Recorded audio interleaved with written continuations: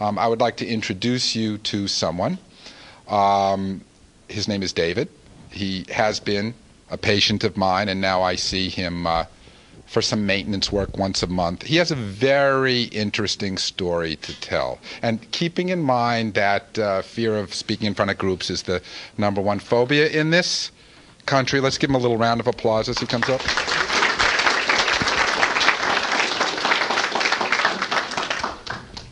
This never gets any easier, public speaking, but I'm actually doing it, so you'll have to bear with me if I stumble over a few words. So I was born with a fine motor coordination disability and a dyslexia. And I wasn't really aware of what the disability meant to me until I was about in the 6th grade. I went to yeshiva, which is private school. And the reason why I went there is it was important to my parents, it was important to me, but I really didn't get any help in terms of my learning disabilities, and I really didn't understand that I had learning disabilities then. I had teachers working with me, explaining to me, you know, this is how you write cursive or something like that. I remember the thing that will stick out with me until the day I die is my 1st grade Hebrew teacher yelling at me for the way that my handwriting was. And that's one of the ways that my disability became, showed itself in school. I went through elementary school with really no problems socially. Then I went to junior high school, again to yeshiva, and I had a little bit more problems there because it was a lot bigger, and I kind of got lost in the equation. Again, no really help for my learning disabilities at all. Struggling, see work. Had my parents, nudging me, why don't you do your homework instead of watching TV or playing ball? And I got very upset. I wouldn't say I was depressed yet. I then transferred to public school where I did very well. I did about B plus work, and I think it was there that I first discovered that I have, some people called it being really shy. I didn't really talk to anyone. I felt very out of place. It was not my thing. I had some friends in my other school, and I left them behind, and just felt very lonely and very isolated. I stayed in my room a lot of times. The TV was my best friend. The TV and computer games those were my 2 best friends. And I then transferred back to yeshiva and I graduated. And then my life got very interesting after that. About 10 years ago, I went to the University of Bridgeport in Connecticut. And the reason why I went there was because my parents really thought that it would be good for me to get away from home because I was very dependent on them.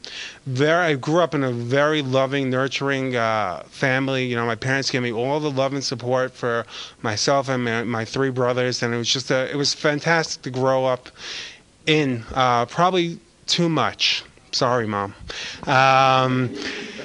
So I was sent away to school.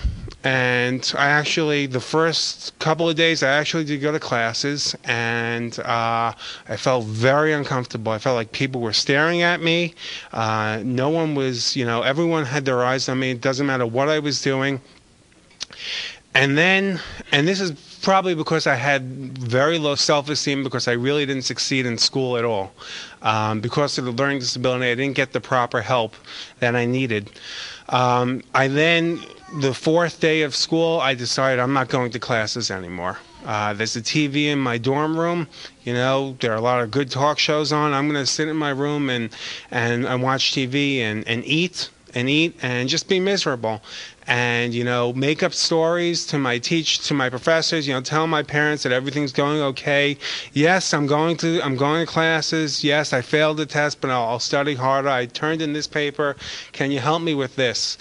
And that lasted a bunch, I think 9 weeks. And it was Halloween when my parents came up and picked me and said, basically you failed out of school. I was then referred to another therapist that I had seen when I was younger, and I lied to her about what I was doing. I did an odd job in between, and I then went to Nassau Community College, and I had another very interesting experience there. We were talking about credit cards and being inventive, and my father actually put $500 in my ATM. I had an ATM that I could use, and I used it very well. I went back and forth to Manhattan. I went to Roosevelt Field. I saw just about every movie that was out in 1988.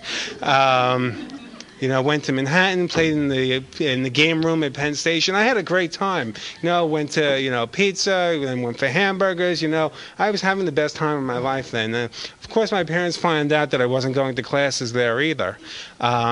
It's there where I met Jonathan, and my first image of Jonathan was that to be honest with you, I was scared of him. I didn't go willingly.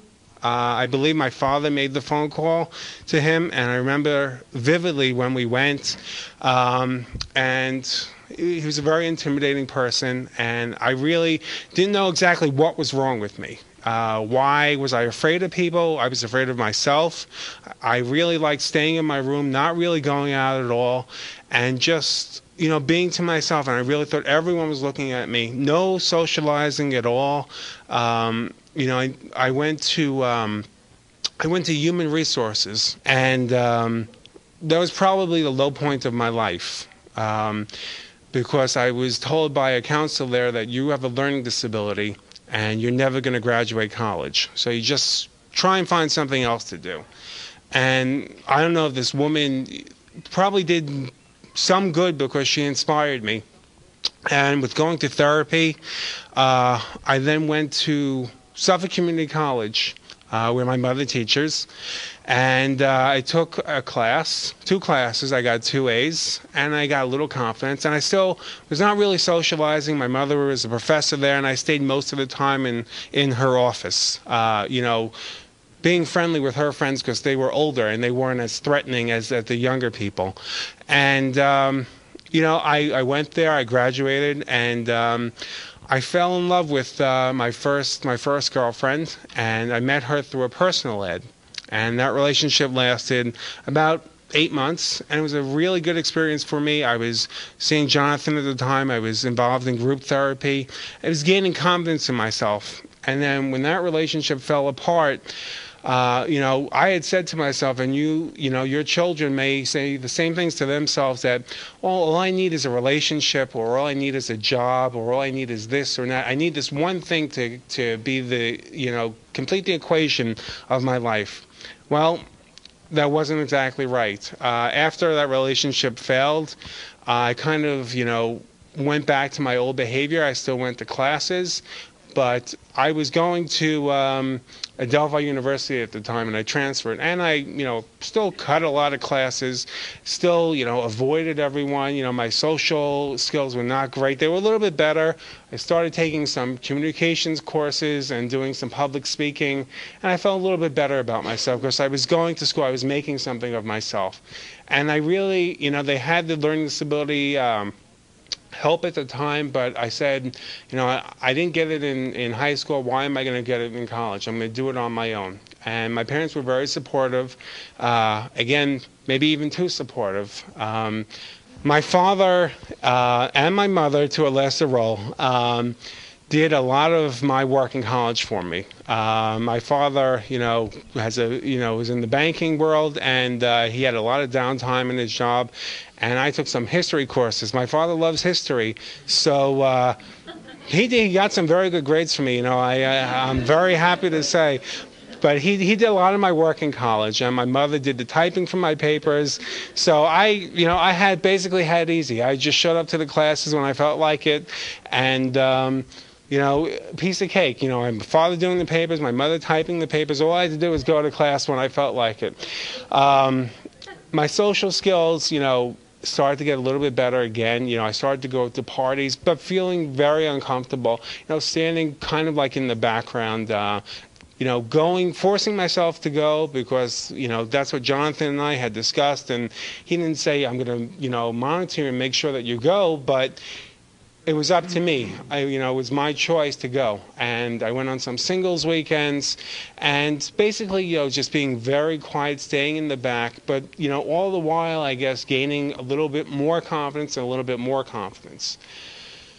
I graduated Adelphi University in 1993 with a BS in elementary education, and I substitute taught for 2 years, and it was a very frustrating thing. It was a very anxiety-ridden thing because you were going into different schools all the time.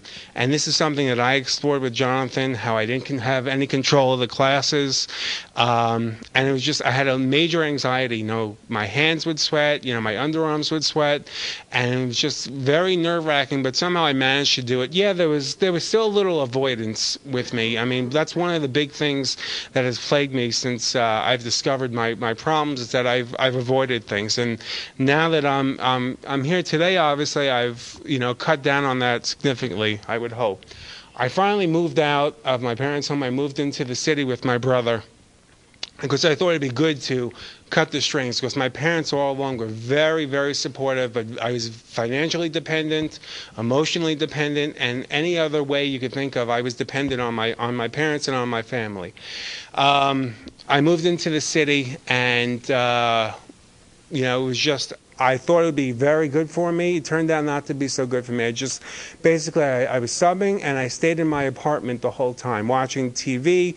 I got very, I started watching Jerry Springer even before it was popular now. So right now, as of today, I'm supervising 7 people, 7 caseworkers, and people coming to me for answers. And you know, it's a very anxiety-ridden position because you're one step away from making the wrong decision.